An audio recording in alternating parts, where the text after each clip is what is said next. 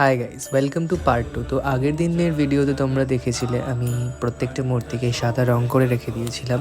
তো পরের দিন উঠে আমি অফ ক্যামেরা জগন্নাথ দেবের চোখ আর মুখটা এঁকে নিই।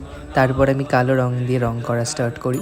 তো আস্তে আস্তে আমি পুরো জায়গাগুলোকে ভালো করে বর্ডার দিয়ে তারপরেই রং করা শুরু করি। আর রং করা কিছুটা হওয়ার পর এটা দেখতে লাগছিলো এরকম।